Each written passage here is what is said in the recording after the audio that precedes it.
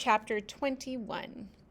Presentiments are strange things, and so are sympathies, and so are signs, and the three combined make one mystery to which humanity has not yet found the key.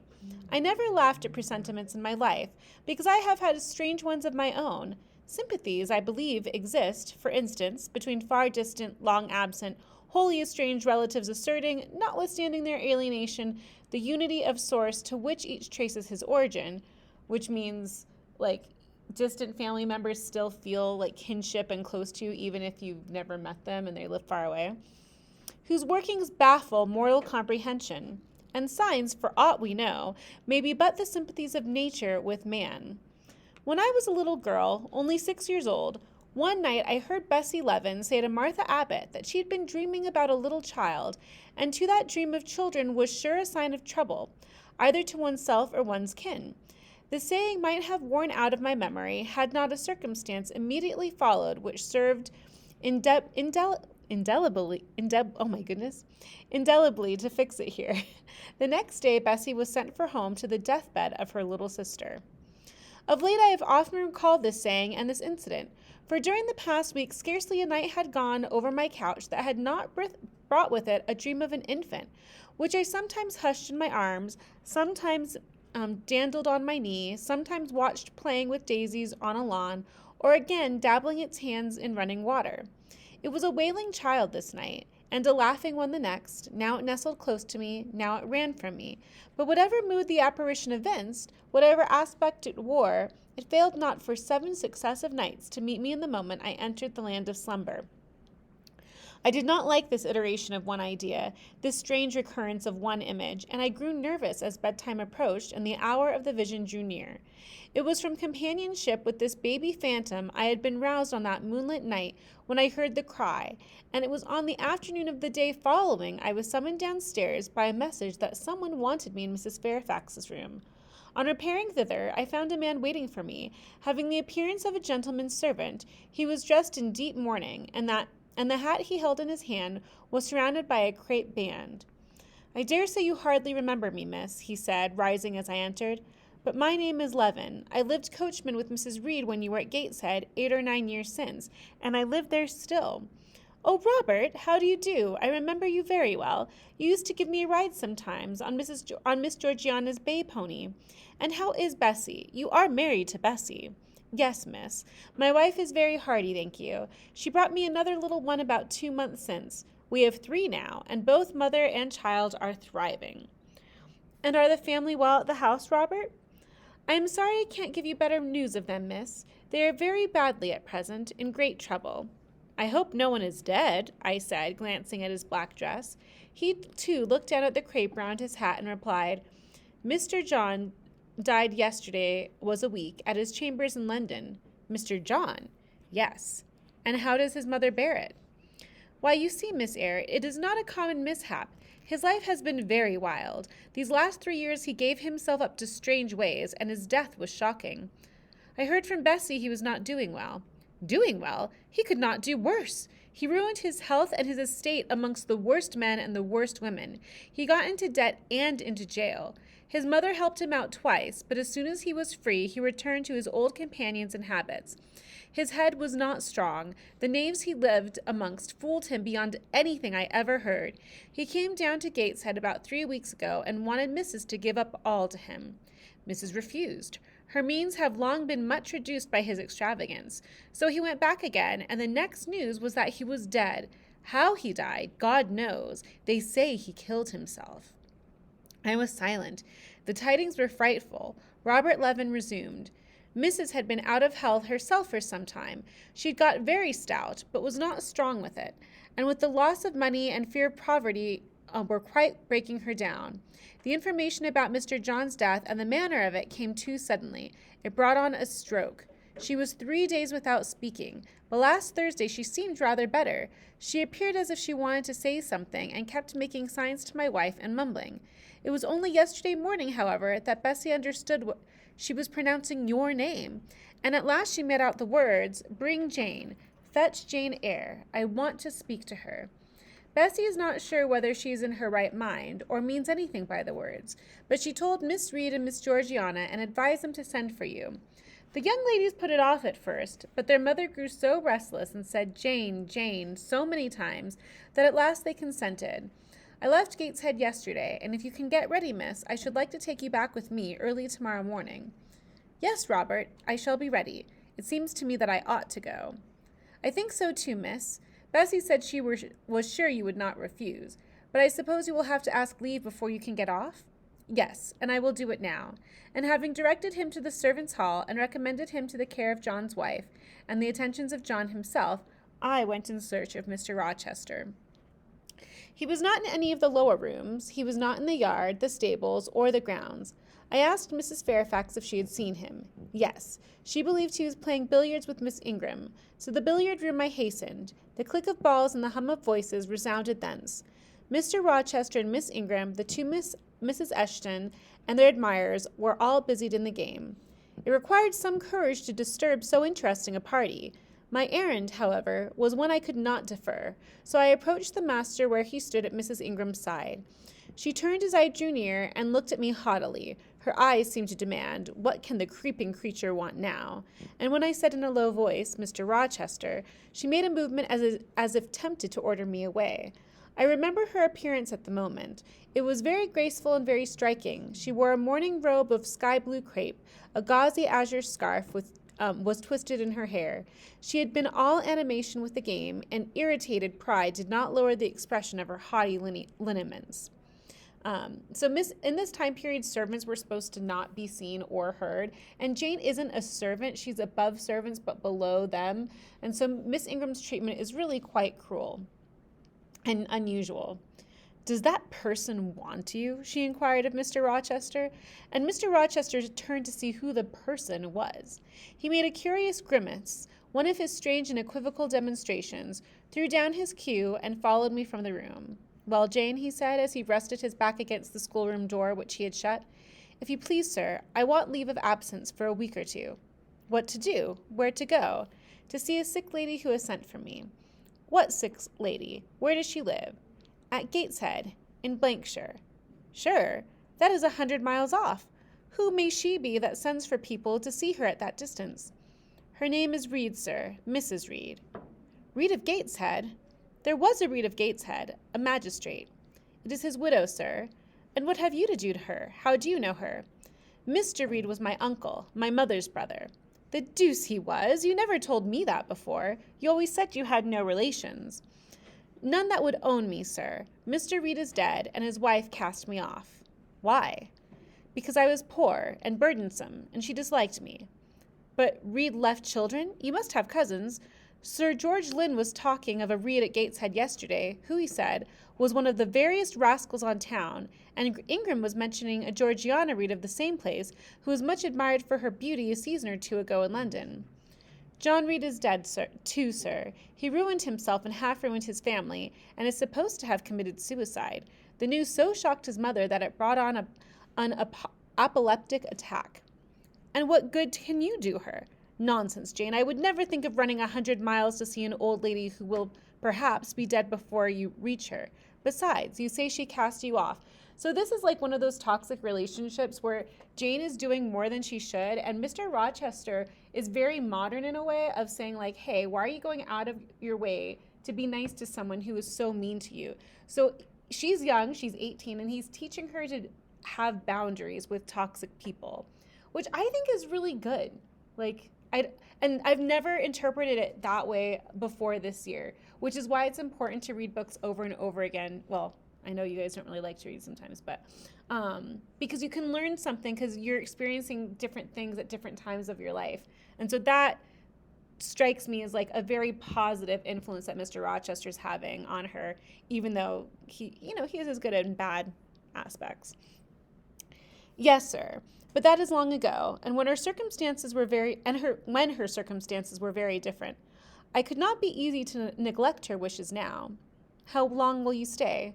As short a time as possible, sir. Promise me only to stay a week. I'd better not pass my word. I might be obliged to break it. At all events, you will come back. You will not be induced under any pretext to take a permanent residence with her? Oh, no, I shall certainly return if all be well. And who goes with you? You don't travel 100 miles alone. No, sir. She sent her coachman. A person to be trusted? Yes, sir. He has lived 10 years in the family. Mr. Rochester meditated. When do you wish to go? Early tomorrow morning, sir. Well, you must have some money. You can't travel without money, and I dare say you have not much. I've given you no salary yet. Isn't that amazing? Like, she's been working there for months and he's never paid her. It's just like honor system. How much do you have in the world, Jane? He asked, smiling. I drew out my purse. A meager thing it was. 5 shillings, sir. He took the purse, poured the hoard into his palm, and chuckled over it, as if its scantiness amused him. Soon he produced his pocketbook.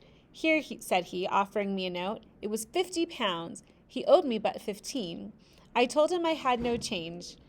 I don't want your change, you know that. Take your wages. I declined, accepting more than was my due. He scowled at first. Then, as if recollecting something, he said, Right. Better not give you all now. You would, perhaps, stay away 3 months if you had £50. There are 10. Is it not plenty? Yes, sir, but now you owe me 5. Come back for it, then. I am your banker for £40. Mr. Rochester, I may as well mention another matter of business to you while I have the opportunity. Matter of business? I am curious to hear it. You have as good as informed me, sir, that you are going shortly to be married. Yes, what then? In that case, sir, Adele ought to go to school. I am sure you will perceive the necessity of it. To get her out of my bride's way, who might otherwise walk over her rather too emphatically, because he's noticed that Miss Ingram does not care for Adele, and so Jane's trying to have Adele's best interest. And he notices it too, which I don't know, in this time period, it's not just love that makes a marriage, but to want to marry someone who dislikes your ward and a kid that you're in charge of so much, that would be a big red flag for me. There's some sense in the suggestion, not a doubt of it. Adele, as you say, must go to school, and you, of course, must march straight to the devil. And he's not saying go to hell to her. He's saying where would you go if you were to leave? I hope not, sir, but I must seek another situation somewhere. In course, he exclaimed with a twang of voice and a distortion of features equally fantastic and ludicrous. He looked at me some minutes. And old Madame Reed or the misses, her daughters, will be solicited by you to seek a place, I suppose? No, sir. I am not on such terms with my relatives as would justify me in asking favors of them. But I shall advertise. You shall walk up the pyramids of Egypt, he growled. At your peril you advertise. I wish I'd only offered you a sovereign instead of £10. Give me back £9, Jane. I have a use for it. So basically he's saying, there's no way he's going to let her advertise. It's not really safe, even though that's how she found them. And then he's saying, give me back even more money because he wants to make sure she comes back. And so have I, sir, I returned, putting my hands in my purse behind me. I could not spare the money on any account. Little niggard, said he, refusing me a pecuniary request. Give me £5, Jane. Not 5 shillings, sir, nor 5 pence. Just let me look at the cash. No, sir, you are not to be trusted. Jane, sir, promise me one thing. I'll promise you anything, sir, that I think I am likely to perform. Woo, she's going to promise him anything. Although she has limits. Not to advertise and to trust this quest of a situation to me. I'll find you one in time. So he's saying, don't worry, if you're not watching Adele anymore, I'll make sure you find a good position. I shall be glad to do so, sir, if you, in your turn, will promise that I and Adele shall be both safe and out of the house before your bride enters it. Very well. I'll pledge my word on it. He knows she does not want to be around Blanche. I wouldn't want to be around her either. You go tomorrow, then? Yes, sir, early. Shall you come down to the drawing room after dinner? No, sir, I must prepare for the journey. Then you and I must bid goodbye for a little while. I suppose, sir. And how do people perform that ceremony of parting, Jane? Teach me. I'm not quite up to it. So I think he's flirting now, don't you? How do you say goodbye? I don't know. Right? Come on, dude. He's 40. Or, no, not 40. He's 37. They say farewell, or any other form they prefer. Then say it. Farewell, Mr. Rochester, for the present. What must I say? The same, sir, if you like. Farewell, Miss Eyre, for the present. Is that all? Yes. It seems stingy to my notions and dry and unfriendly. I should like something else, a little addition to the rite. If one shook hands, for instance. But no, that would not content me either. So you'll do no more than say farewell, Jane? It is enough, sir. As much goodwill may be conveyed in one hearty word as in many. Very likely, but it is blank and cool. Farewell. How long is he going to stand with his back against that door? I asked myself. I want to commence my packing. The dinner bell rang, and suddenly away he bolted without another syllable. I saw him no more during the day, and was off before he had risen in the morning. I reached the lodge at Gateshead about 5 o'clock in the afternoon of the 1st of May. I stepped in there before going up to the hall. It was very clean and neat. The ornamental windows were hung with little white curtains. The floor was spotless, the grate and fire irons were burnished bright, and the fire burnt clear. Bessie sat on the hearth, nursing her last-born, and Robert and his sister played quietly in a corner. "Bless you, I knew you would come," exclaimed Mrs. Levin as I entered. "Yes, Bessie," said I after I had kissed her, "and I trust I am not too late. How is Mrs. Reed? Alive still, I hope." "Yes, she is alive, and more sensible and collected than she was. The doctor says she may linger a week or two yet, but he hardly thinks she will finally recover." "Has she mentioned me lately?" "She was talking of you only this morning, and wishing you would come, but she is sleeping now, or was 10 minutes ago, when I was up at the house. She generally lies in a kind of lethargy all afternoon, and wakes up about 6 or 7. Will you rest yourself here an hour, miss, and then I will go up with you?" Robert here entered, and Bessie laid her sleeping child in the cradle and went to welcome him. That is a feat in of itself. Like the transition from holding a baby to putting a sleeping baby in the cradle so that they're still asleep, that is hard. I've done it once with both of my kids. Once. It is so, praise be to Bessie. She's got that down. Afterwards, she insisted on taking off my bonnet and having some tea, for she said I looked pale and tired. I was glad to accept her hospitality, and I submitted to be relieved of my traveling garb just as passively as I used to let her undress me when a child. Old times crowded fast back on me as I watched her bustling about, setting out the tea tray with her best china, cutting bread and butter, toasting a tea cake, and, between whiles, giving little Robert or Jane an occasional tap or push, just as she used to give me in former days. Bessie had retained her quick temper as well as her light foot and good looks. Tea ready, I was going to approach the table, but she desired me to sit still, quite in her old, peremptory tones. "I must be served at the fireside," she said, and she placed before me a little round stand with my cup and a plate of toast, absolutely as she used to accommodate me with some privately purloined dainty on a nursery chair, and I smiled and obeyed her as in bygone days. She wanted to know if I was happy at Thornfield Hall, and what sort of person the mistress was, and when I told her there was only a master, whether he was a nice gentleman, and if I liked him. I told her he was a rather ugly man, but quite a gentleman, and that he treated me kindly, and I was content. Then I went on to describe her the gay company that had been lately staying at the house, and to these details Bessie listened with interest. They were precisely the kind she relished. So this is indirect discourse, where we're just being summarized the information. In such conversation an hour was soon gone. Bessie restored to me my bonnet, etc., and accompanied by her, I quitted the lodge for the hall. It was also accompanied by her that I had, nearly 9 years ago, walked down the path I was now ascending.